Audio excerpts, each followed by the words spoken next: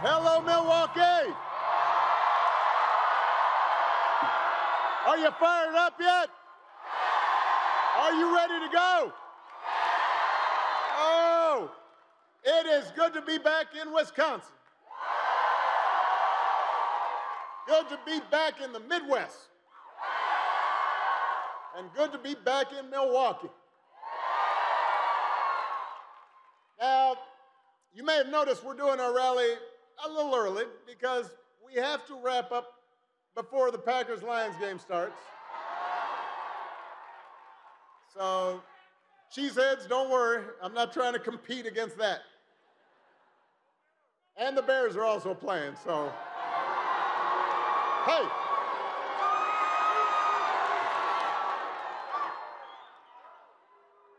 Right now we're on the same team, people. I am here for a very important reason, and that is to ask you to vote for one of my favorite congresswomen, Gwen Moore, for your wonderful Senator, Tammy Baldwin, and for the next President of the United States, Kamala Harris.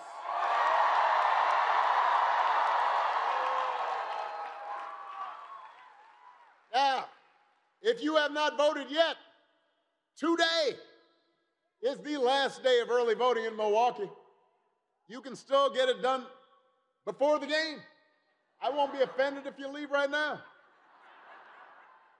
If you have an absentee ballot, do not put it in the mail at this point. Bring it to a drop box at any early voting site.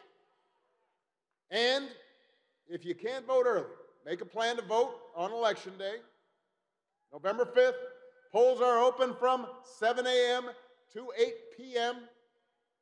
Just go to let me make sure I get this right, wisdems.org/vote.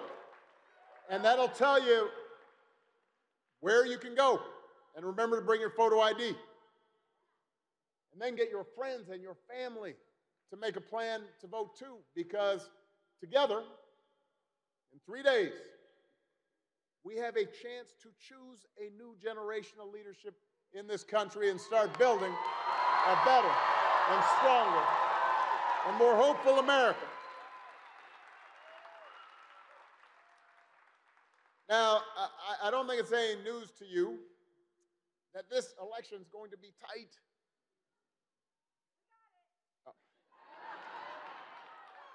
It's going to be tight because a lot of Americans are still struggling.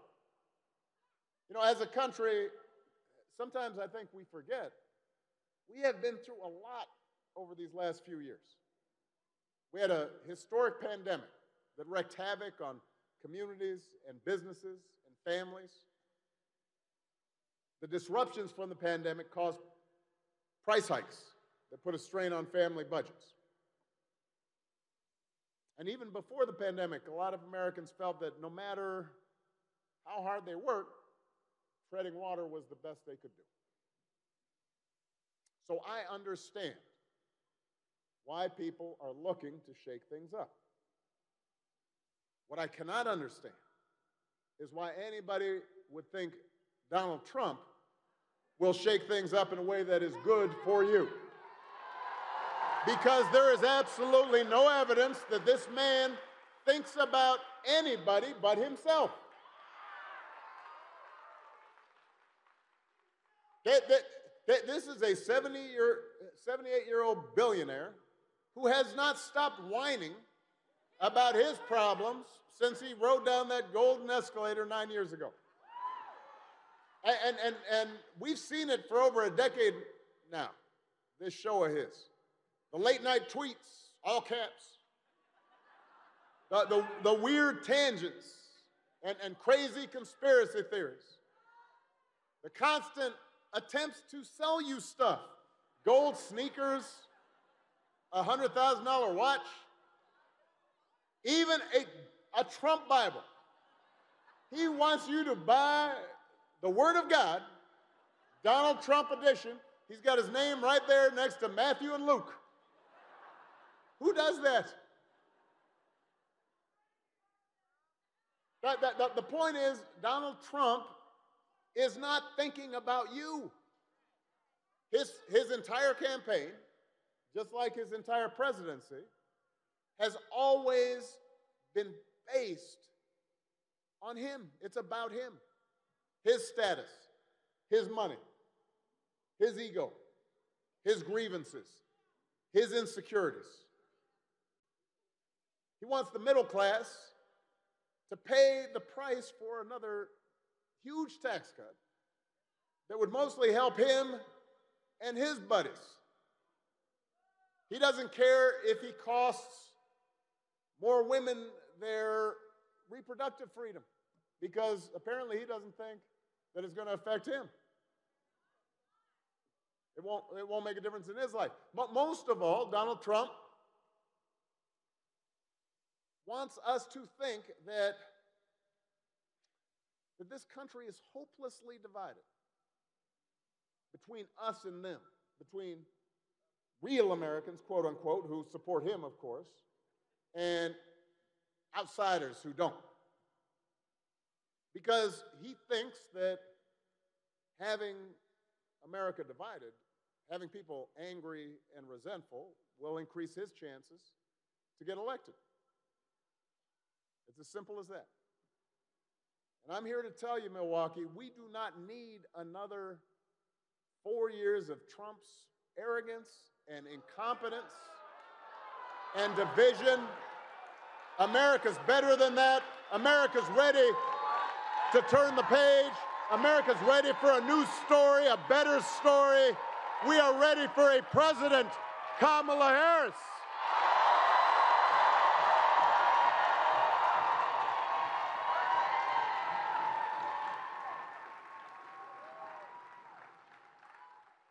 And the good news is Kamala Harris is ready for the job. This is a leader who has spent her life fighting on behalf of people who need a champion.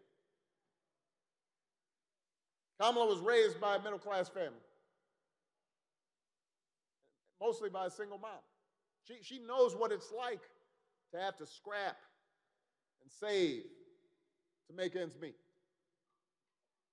When she was in college, she worked at McDonald's to help put herself through school. She didn't pretend to work at McDonald's when it was closed.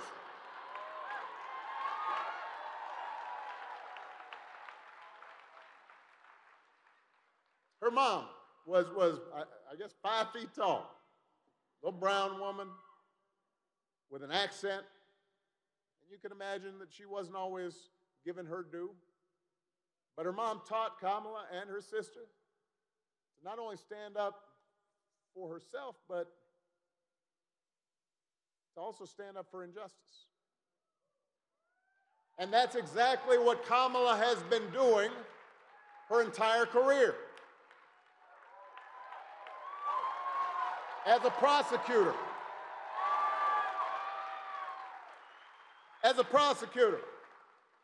Kamala stood up for children who had been victims of sexual abuse.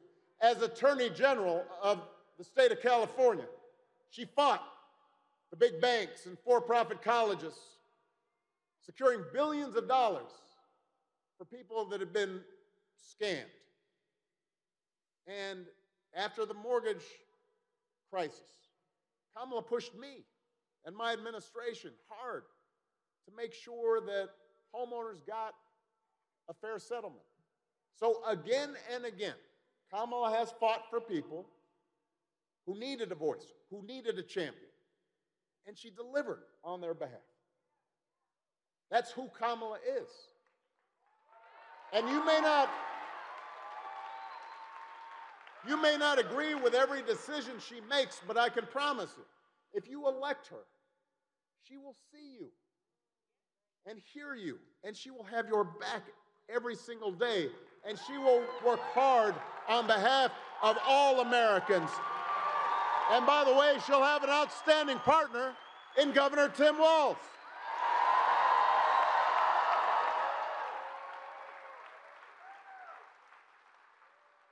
I love that dude. He is a veteran, he's a teacher, he's a coach. He was a great governor. Turns out he can even take a vintage truck apart and put it back together again.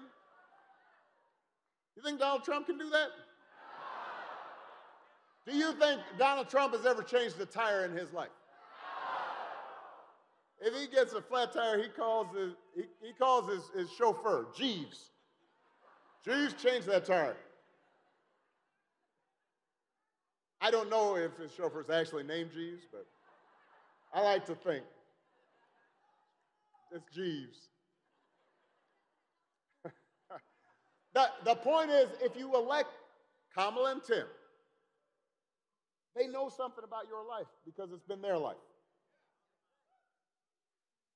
They'll be focused not on their problems, they'll be focused on yours. And that's why, for so many of us, the choice in this election seems like it should be so clear. I mean, on the one hand, you've got a former president whose time in office was characterized by so much chaos and scandal that he was impeached not once, but twice. Twice. And on the other end, you've got somebody who cares about working people and who has served with distinction in every office that she has ever held. But here's the thing, Milwaukee. We live in a big country. Wisconsin's a big state. People have a lot of different points of view. There are voters out there who are just as passionate about Trump as we are about Kamala. And just like the last two elections, this one is going to be determined by a handful of people who are genuinely torn about who to vote for or are debating whether to vote at all. Which is why, if y'all don't mind, I want to speak directly to those who may be watching, maybe listening, friends of yours, maybe a few of you who are still here, who are still undecided. Those of you who see Donald Trump's flaws but don't feel like you know Kamala well enough. Or those of you who are concerned about democracy but are more concerned about making ends meet. Or those of you who understand the difference between the two candidates but don't think this election will actually make a difference in your life. Now, when I talk to folks that are genuinely undecided, the first thing they'll say is that they want a president who will improve the economy. And that makes sense. Even though wages are steadily growing, unemployment is relatively low, inflation is finally slowing, but the price of everything from healthcare to housing to groceries is still too high. The question I ask them, the question I think we all have to ask ourselves is, who's really going to do something about it? Now, in talking to people, I've realized, so I want to address this. It turns out one of the reasons people think Donald Trump will improve the economy is because they watched The Apprentice. I'm serious. No. I'm not kidding. I've heard this people say this. I happened to miss that show when it was running, but it was really popular. So I want everybody to be clear. That was not reality. That was a reality show. The truth is, Donald Trump was given $400 million by his daddy. That's how he got rich. And somehow his company still managed to declare bankruptcy 6 times. So let's put that aside for a second. When it comes to actual policy, Donald Trump has offered up 2 ideas. The first is, once again, he wants to give another massive tax cut to billionaires and big corporations.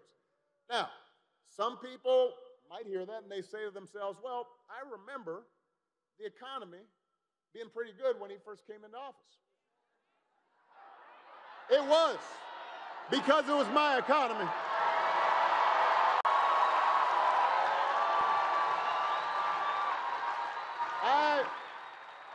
I had spent 8 years cleaning up the mess the Republicans left me.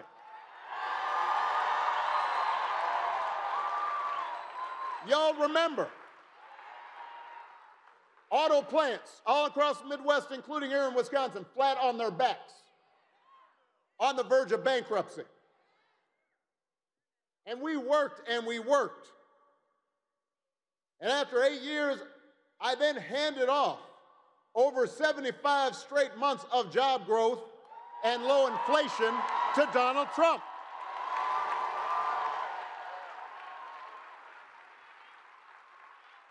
And the only thing his tax cuts did back then was to help folks that were already doing good and drive up the deficit in the meantime. Trump's other big idea is to slap a tariff on everything from food to TVs. Now, almost every economist who has looked at this idea says that won't lower prices, that makes prices higher. And when he's challenged on this point, Trump will brag about, well, look at gas prices. They were $2 a gallon when I was in office. You know why gas was so cheap? Because there was a global lockdown during COVID and nobody was driving. And he's talking about it like it was the good old days. I want us to remember that. Yes, gas was super cheap because we were stuck inside the house. Nobody was buying gas.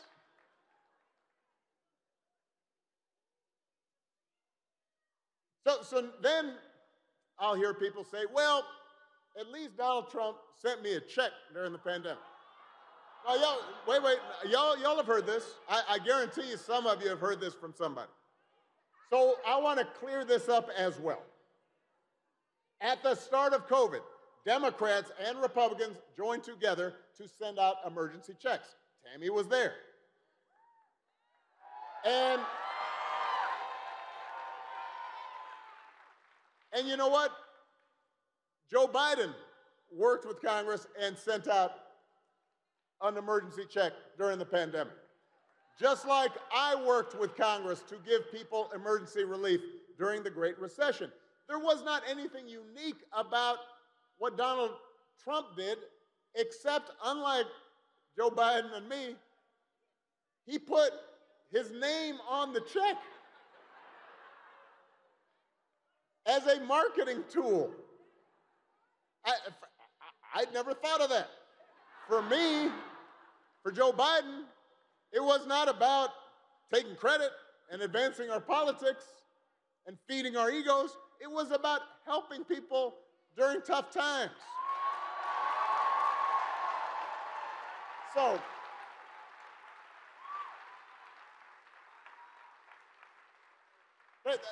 the point is, for those of you who are still making up your minds out there, do not give Donald Trump the benefit of the doubt because he was on a reality show. And certainly do not give him credit for an economy that he inherited. There is only one candidate who has offered serious ideas about how to drive down prices and make this economy work for everybody, and that is Kamala Harris.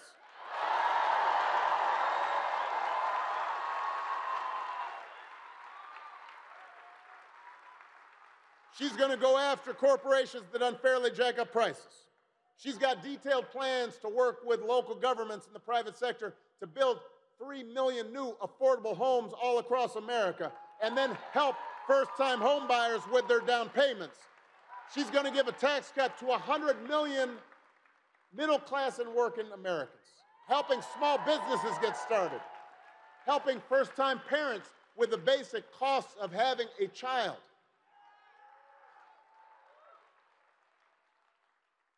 Now let's talk about health care. If you ask Donald Trump what he's going to do to make health care more affordable, he's got one answer, and that is repeal the Affordable Care Act. And he's not by himself. The other day, the Speaker of the House, the Republican Speaker of the House, Mike Johnson, said there would be, quote, no Obamacare if Trump wins. Now, do not boo. No. Now, neither of them can really explain why they want to end it, except for the fact that I did it. The problem they have is, guess what? The Affordable Care Act works. Almost 50 million people have gotten health care because of it. Another 50 million have the security of knowing insurance companies can't deny them coverage because of a pre-existing condition. The more people benefit, the more popular it has become.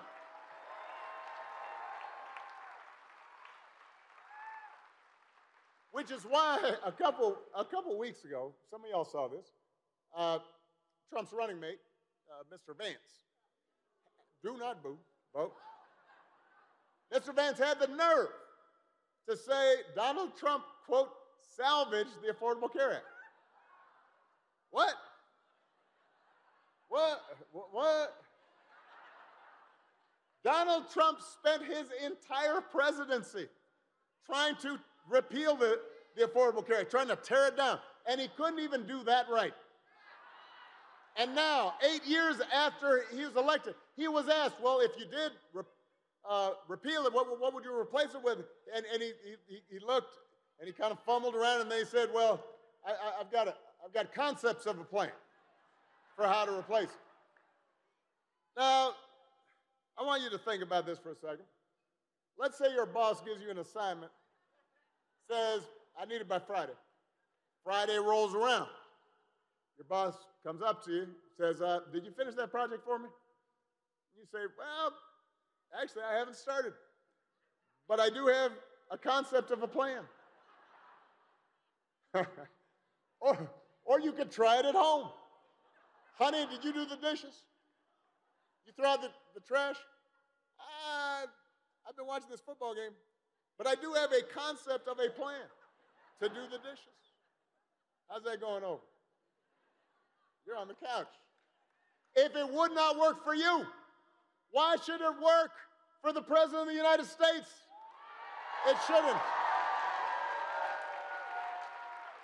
The good news is Kamala Harris doesn't have concepts of a plan. She has actual plans to limit out-of-pocket health care costs, to keep lowering prescription drug prices. And Kamala Harris understands the threat to women's health that has been posed by the decision of Donald Trump's Supreme Court to overturn Roe versus Wade. Since then, we have seen effective abortion bans in 20 states. Infant mortality rates have begun to tick up. Doctors are afraid to provide potential life-saving treatment to at-risk mothers. I've always said, I respect those who, for religious or ethical reasons, would not consider terminating their own pregnancy. But if nothing else, freedom must surely mean that women themselves get to make these profoundly intimate decisions, not politicians. And that's why, if Congress passes a bill to restore the reproductive freedom that women had for nearly 50 years and that Donald Trump bragged about taking away, Kamala Harris will sign it into law.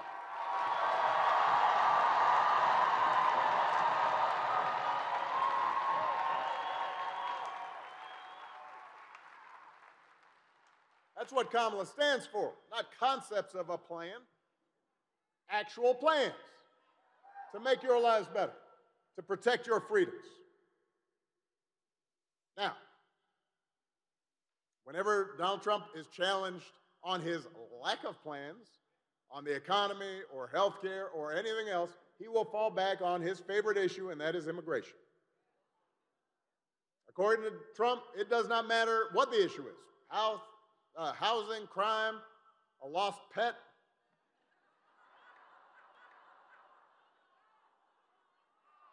If you just let him round up whoever he wants, ship them out, all your problems will be solved. America will be great again. So let's talk about immigration for a second. A lot of folks have legitimate concerns about what's happening at our borders. It is critical that the next president work with Democrats and Republicans to make sure our borders are orderly and secure. We are a nation of immigrants. We are also a nation of laws. And we have to make sure that those two things work together. But, you know, whenever the issue of immigration comes up, Donald Trump likes to say it's Kamala Harris's fault. She's been vice president for 4 years. Why didn't she fix it? Wasn't Donald Trump president for 4 years? Why didn't he fix it? If rounding up and deporting millions of desperate people is the answer to everything, why was the number of undocumented immigrants basically the same when Donald Trump left office as when he took office? Think about that. I'll tell you why. Because Donald Trump doesn't have a real plan to solve immigration. He's got a concept of a plan, and it's a mean and ugly concept. You know what would actually bring order to the border and fix our immigration system? The bipartisan deal that Kamala Harris supported, even though it was written by one of the most conservative Republicans in Congress. Donald Trump, on the verge of the vote, told Republicans not to vote for it because his mindset was, I want this issue to run on. I want to be able to fear-monger. That's how I'm going to win this election. That's how he was thinking. We do not need a president, Wisconsin, who will make problems worse just to make their politics better. We need a president who cares about solving problems and making your life better. And that's what Kamala Harris will do.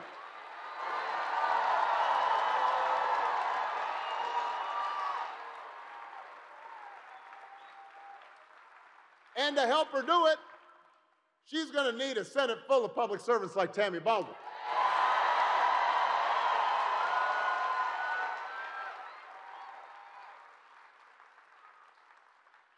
Tammy spent her career fighting for things like good jobs and affordable health care and medication and personal freedom. She knows how to make a difference. She has proved she can make a difference. Remember how the Affordable Care Act lets young people stay on their parents' health care plan until they're 26? Tammy wrote that part of the bill. She knew it was important to Wisconsin families. That's the kind of workhorse and not show horse that we need in Washington. That's the kind of person who's going to help get Kamala in office and help Kamala get stuff done. Somebody who shares our values. Somebody who wants to move this country forward and not back. Yeah, she's really good.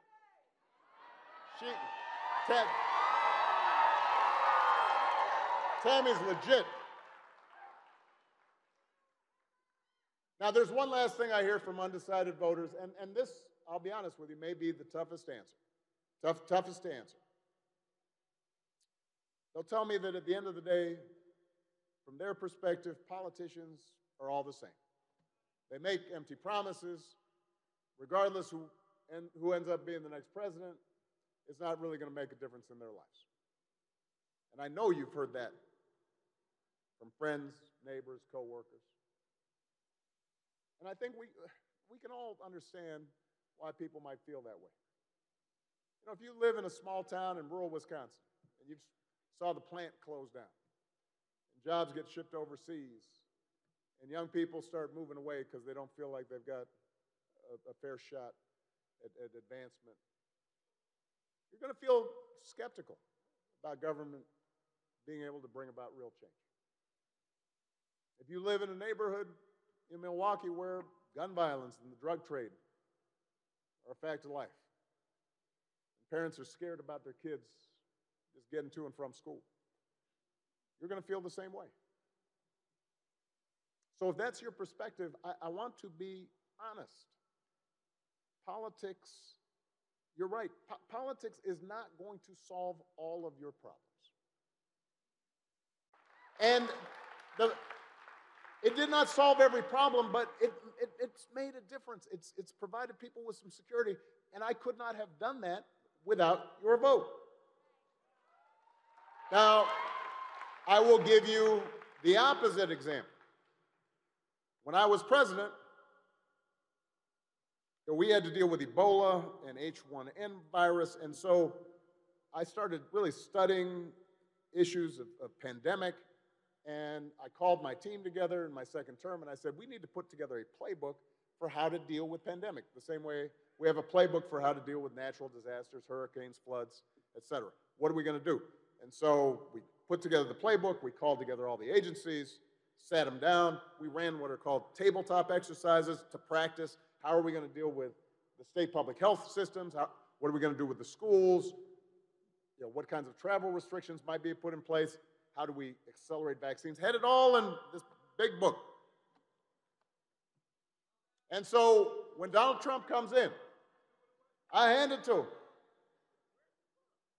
Where's the book? I handed it to him, and apparently it was lost.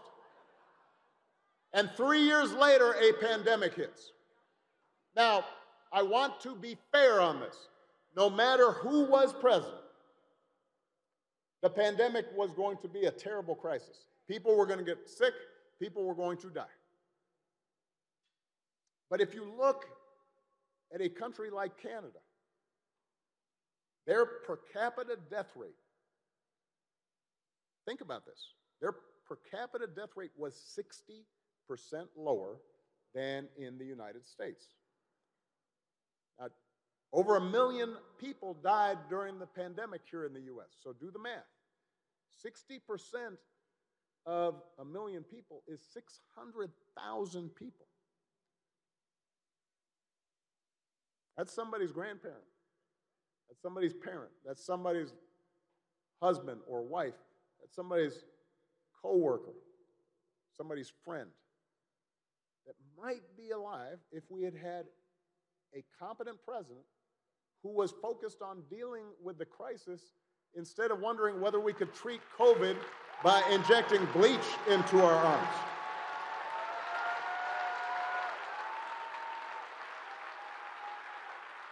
So if somebody tells you this election does not matter, tell them respectfully that having a president who understands policy and is willing to put in the work does matter. And for those of you who, even after they hear that, are still undecided, let me tell you what else matters. Values matter. Character matters.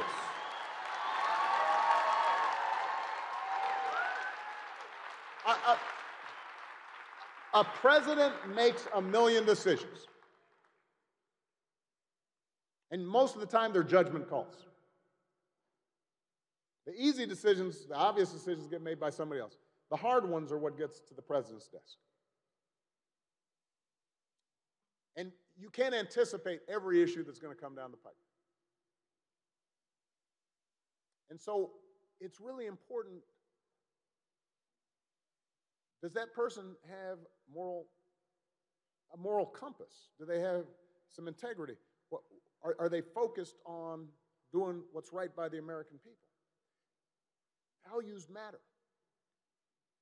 Some of you know that when I was growing up, I didn't have a father in the house, but I did have people around me. Stepfather, grandparents, teachers, coaches, most of all my mom, who taught me the difference between right and wrong, who showed me what it meant to have integrity, to be honest, to be responsible, to work hard, to treat other people the way I wanted to be treated. Now, there were times where I did not perfectly live up to those values, especially when I was a teenager. But as I got older, I internalized those values. I tried to live up to them. Not perfectly, but I knew they were important, and I wanted to be that person.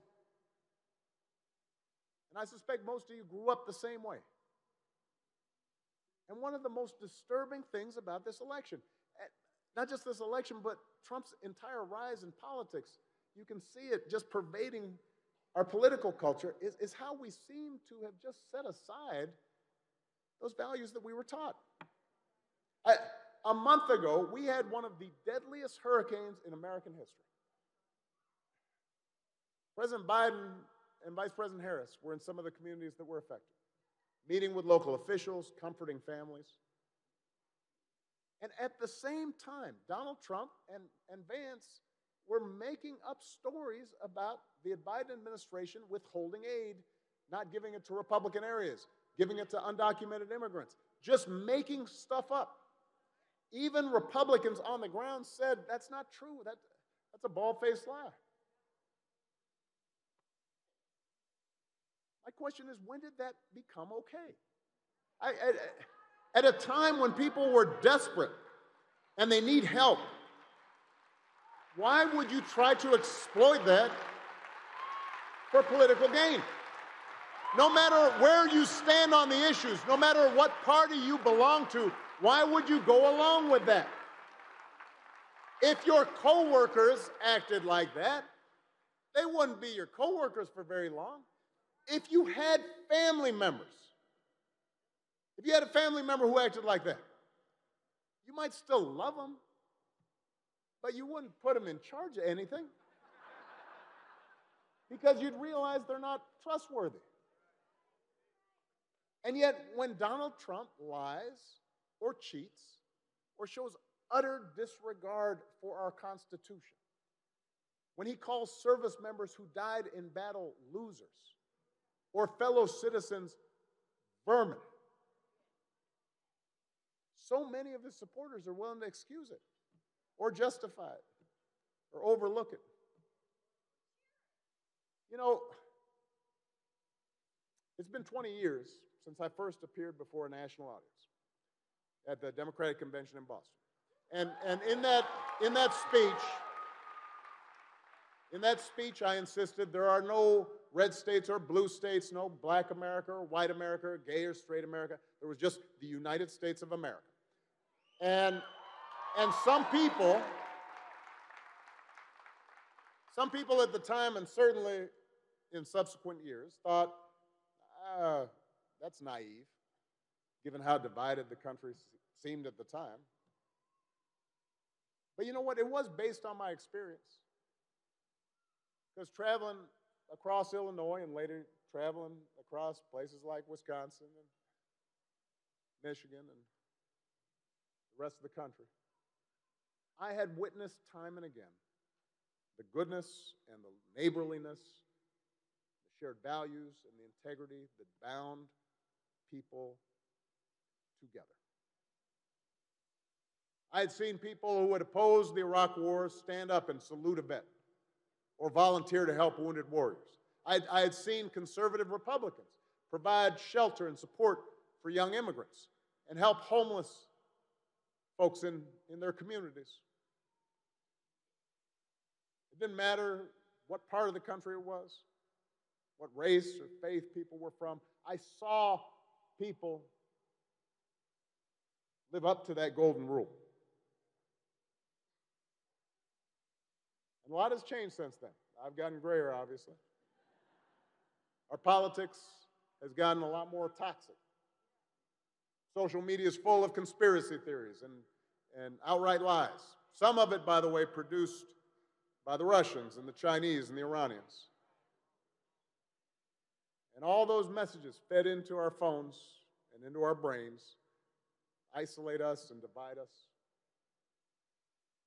encourage us to mistrust each other and even hate each other. But I remain convinced that that is not the kind of country most of us want. I believe that the vast majority of people in this country are good, and that they are honest, and that they are generous, and that they are fair. And whether they are Democrats or Republicans or independents, they want those values reflected in their politics. And whatever questions you may still have about Kamala's position on this or that issue, I can tell you that not just in this campaign, but throughout her entire career, she has conducted herself with grace and with dignity, that she respects people of all races and all faiths, that she does not demonize those who do not support her or threaten those who disagree with her, and that as president, she will care and listen to all the people of these United States.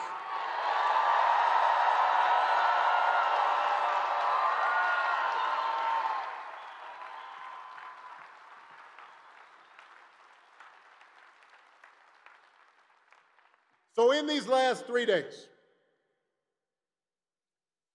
as I hope you are talking to people who are still undecided. I hope the conversation isn't just about policy. I hope it's also about values, about decency. If you're a small business owner who thinks Democrats are too quick to regulate, that's a legitimate debate to have.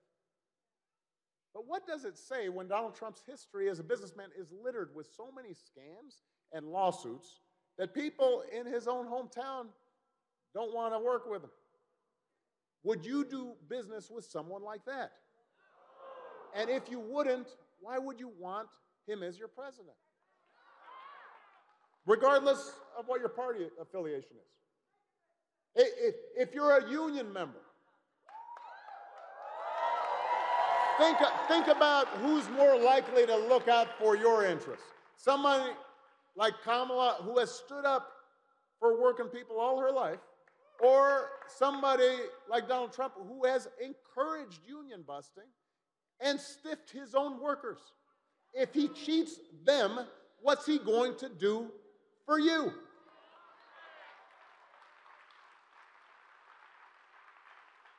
If you're a service member who's used to voting Republican because you think traditionally they've been tougher on national defense, I understand that. We can have that debate. But what does it tell you that some of this country's most decorated soldiers and Marines, men who served under Donald Trump as his chief of staff, as the chairman of the Joint Chiefs, have seen Donald Trump up close, and they have said that he is scornful toward those who have made the ultimate sacrifice, that he does not understand the concepts of duty and honor, and that he is not fit to serve as our commander-in-chief. If you are black or Latino, and you feel like too often your community is overlooked by politicians except during election time, I get how you feel. But why would you think the answer is to vote for someone who has a long history of demeaning and disregarding your communities, whose family business was sued for not renting to folks that look like you, who cannot apparently understand how an NBA superstar could be both Greek and black,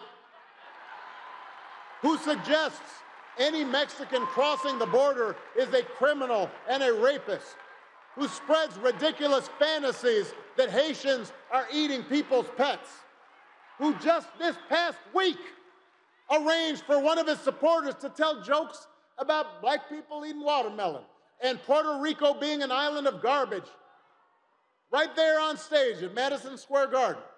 Do you think that's somebody who's going to look out for you? Maybe you're Muslim American or Jewish American, and you are heartbroken and furious about the ongoing bloodshed in the Middle East and worried about the rise of anti-Semitism.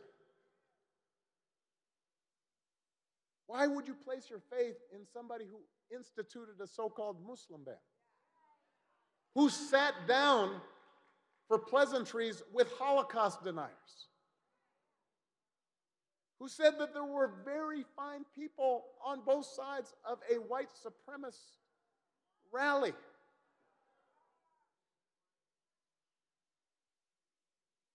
And if any of you have a dad or an uncle or a coworker or a drinking buddy who says he's thinking about voting for Trump because he's tired of cancel culture, or because he's uncomfortable with Kamala's position on transgender issues, or because he just thinks that America needs a strong, tough leader who will get stuff done,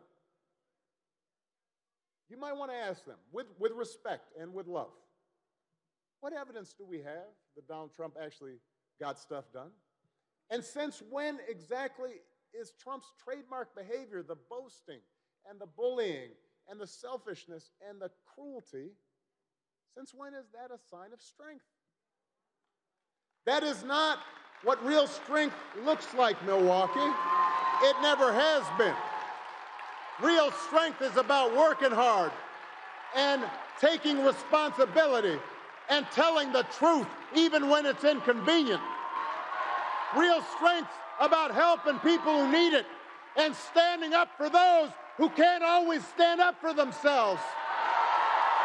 That's what we should want in our daughters and in our sons, and that's what I want to see in the President of the United States of America.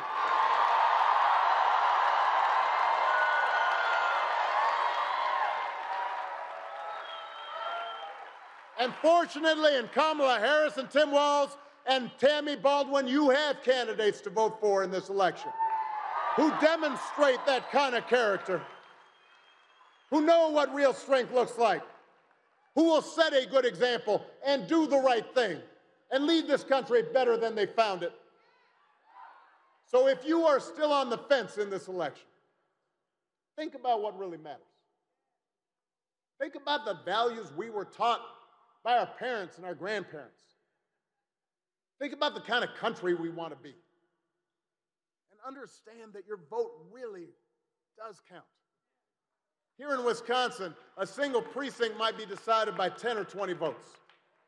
And those votes could determine the fate of our republic, the world that our children and grandchildren will inherit. That is an awesome responsibility. But what an extraordinary privilege that is, to live in a democracy that gives each of us the chance to make a difference, gives each of us the chance to make our voices heard. So, together, let's seize that opportunity. Let's vote for Kamala Harris as the next President of the United States. Let's vote for Tim Walz as the next Vice President of the United States.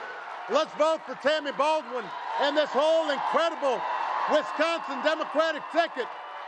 Let's help our friends and family members and neighbors and co-workers do the same, because if enough of us make our voices heard, we will leave no doubt about the outcome of this election.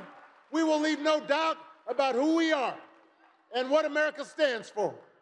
And together we will keep building a country that is more fair and more just and more equal and more free. Let's get to work.